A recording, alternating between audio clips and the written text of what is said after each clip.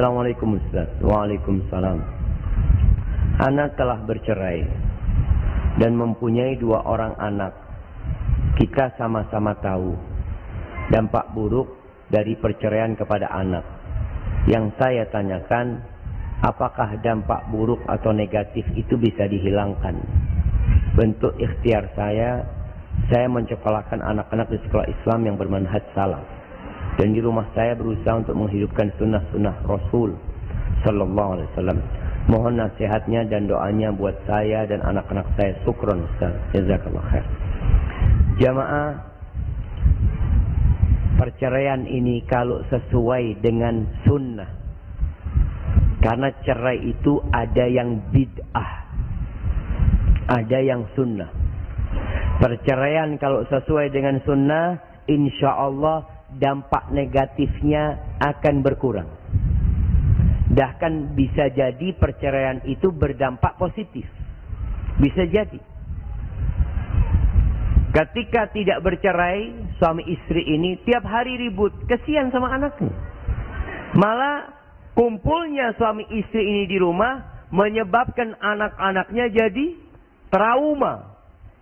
Melihat bapak ibunya berantem tiap hari. Ketika bercerai, anak-anaknya mendapatkan kedamaian. Nggak ada lagi teriakan bapaknya memarahi ibunya. Tidak ada lagi bantahan ibunya melawan bapaknya. Nggak ada. Maka perceraian bisa jadi solusi terbaik buat anak-anak. Dan buat suami atau buat istri. Maka sekarang bagaimana untuk menghindari dampak negatif perceraian itu?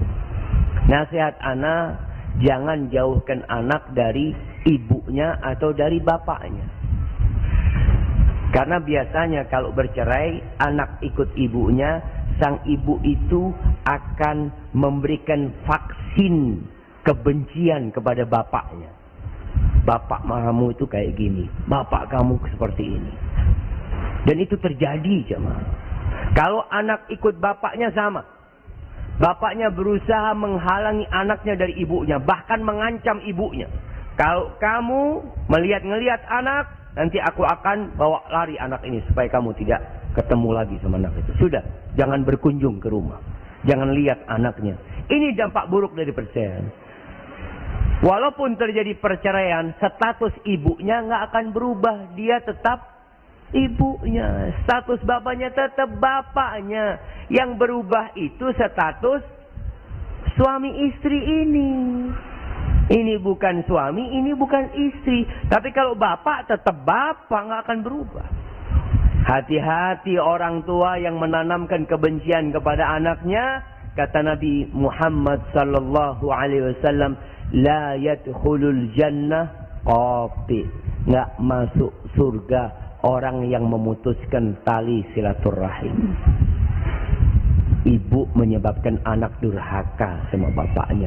Bapak menyebabkan anak durhaka sama ibu. Sudah. Kalau terjadi perceraian, Allah mengatakan wala tansawul fadla bainakum. Jangan melupakan kebaikan-kebaikan yang terjadi di antara kalian. Sampai berbuah 2 anak. Berarti kan rumah tangganya sebenarnya bagus. Hanya saja memang takdir mengatakan lain, engkau harus berpisah. Jadi sang ibu ketika ngerawat anaknya, bapakmu itu baik, nah, Masya Allah.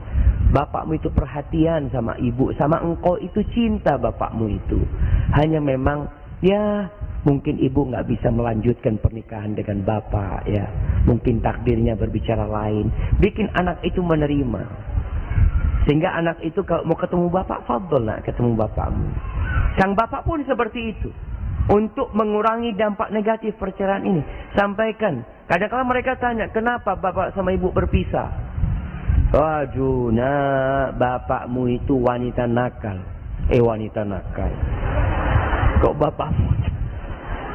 Ibumu itu wanita nakal. Nggak boleh. Kalau memang mungkin ibu anak itu melakukan kesalahan, ketahuilah, kesalahan itu bukan untuk diumbar. Rasulullah sallallahu alaihi wasallam mengatakan, man satara musliman satarahullah. Barang siapa yang menutupi aib seorang yang beriman, seorang Islam, maka Allah akan menutupi aibnya. Tutupi aib dia.